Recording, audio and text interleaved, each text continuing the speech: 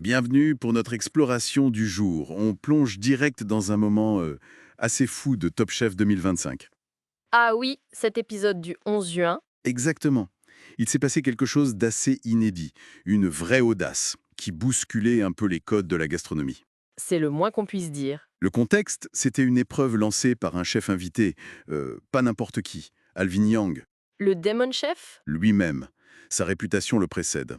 Approche radicale, il voulait que les candidats fassent voler en éclats les codes traditionnels.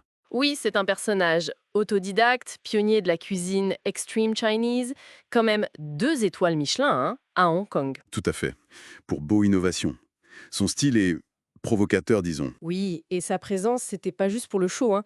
Sa cuisine déconstruit beaucoup avec des techniques modernes, des présentations théâtrales. Ça envoyait un message clair aux candidats. On attendait de l'innovation, quoi. Exactement. Mais une innovation réfléchie, idéalement maîtrisée, sa présence mettait la barre assez haut. Et c'est là qu'intervient Grégoire, un candidat qui a tenté un coup vraiment mémorable. Ah, Grégoire et ses chewing-gums. Voilà. On va décortiquer ça. L'idée, les réactions, et ce que ça révèle sur cette ligne parfois mince entre le génie et l'échec en cuisine. C'est passionnant comme cas. Alors, l'idée de Grégoire. Le thème, c'était le retour en enfance. Classique, mais l'exécution. Beaucoup moins classique. Carrément. Il a fait son menu entrée, plat, dessert sous forme de 3 chewing-gums comestibles. Et le geste fou? Collés sous la chaise des juges. Digne la tête des jurés. Oui, et au début, ça a intrigué Long, sur le plan de la mise en scène en tout cas. Qu'il a dit n'avoir jamais rien vu de tel, c'est ça, hein? C'est ça. L'audace conceptuelle, elle était là, c'est indéniable. Mais Mais ça ne fait pas tout. non.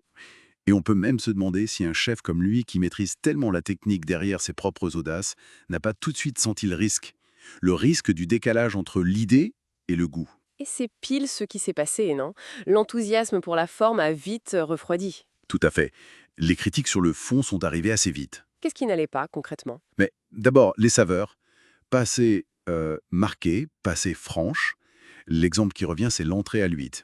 L'iode. Voilà, le goût iodé, essentiel pour l'huître, était quasi absent. Donc, première déception, la promesse gustative n'était pas au rendez-vous. D'accord.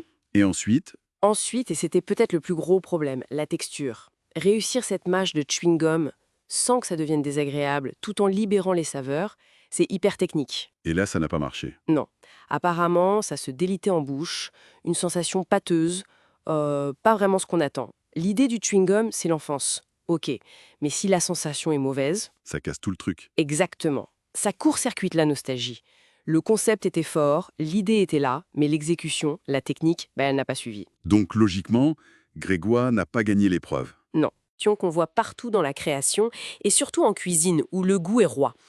Ce fossé entre une idée géniale, nouvelle, et la technique qu'il faut pour la réaliser parfaitement. Le comment est aussi crucial que le quoi. Voilà, une idée brillante a besoin d'une exécution impeccable pour vraiment marcher. Sinon, ça reste une idée intéressante, mais ratée. Ce qui nous amène à une question, pour finir. Finalement, quelle valeur on accorde à une innovation radicale si sa première version est imparfaite, voire ratée? Bonne question. Est-ce qu'on doit applaudir l'intention, l'audace de vouloir bouger les lignes, même si le plat est pas bon? Ou est-ce qu'on juge juste le résultat final, quitte à décourager ceux qui voudraient essayer des trucs fous? C'est toute la question de la prise de risque et de sa reconnaissance. Vaste débat. Exactement. De quoi réfléchir.